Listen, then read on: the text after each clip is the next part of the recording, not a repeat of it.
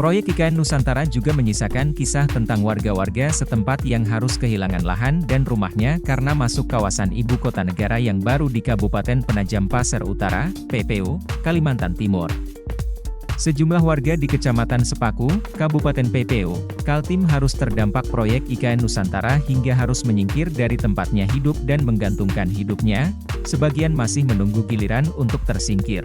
Warga lokal yang terdampak IKN Nusantara terpaksa menyingkir karena tidak ada ganti lahan, sementara uang ganti rugi untuk lahan mereka tidak cukup untuk mendapatkan lahan baru yang harganya sudah melonjak, ketika pemerintah terus mengebut proyek pembangunan IKN Nusantara dengan mendatangkan investor. Seremoni peletakan batu pertama, pembangunan gedung pemerintah, dan tower apartemen ASN, ada persoalan lahan yang menyangkut nasib warga lokal. Seperti di Desa Bumi Harapan, Kabupaten PPU, di mana sekitar 10 kepala keluarga harus meninggalkan desanya setelah mendapat uang ganti rugi, mereka menjauh dari IKN.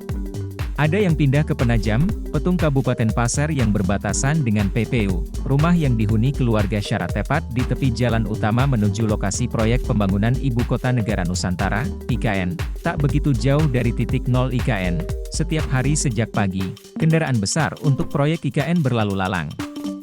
Saat mengantar anak sekolah pun diliputi rasa was-was, syara maklum. Hal itu adalah dampak dari mega proyek IKN.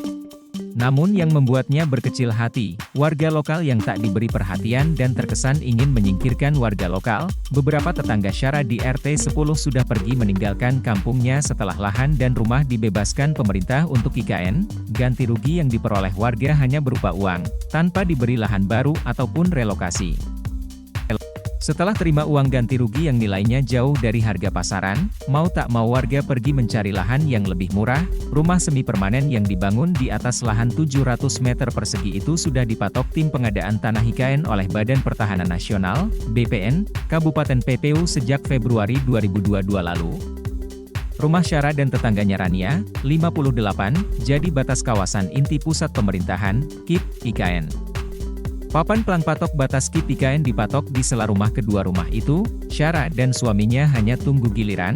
Setelah menerima bayaran, Syara dan suaminya bakal mengosongkan rumah dan angkat kaki meninggalkan desa itu juga, tapi keduanya berupaya agar dapat lahan baru di seputaran Sepaku.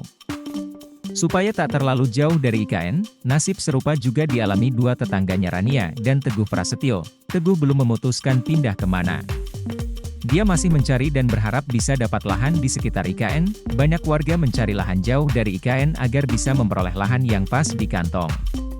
Pasalnya, lonjakan harga di IKN tak sebanding dengan nilai ganti rugi yang diberikan pemerintah. Pemukiman di RT 10 Desa Bumi Harapan merupakan wilayah terdekat dengan titik nol IKN. Dari total 345,81 hektar wilayah desa ini, dinyatakan terdeliana sekip IKN.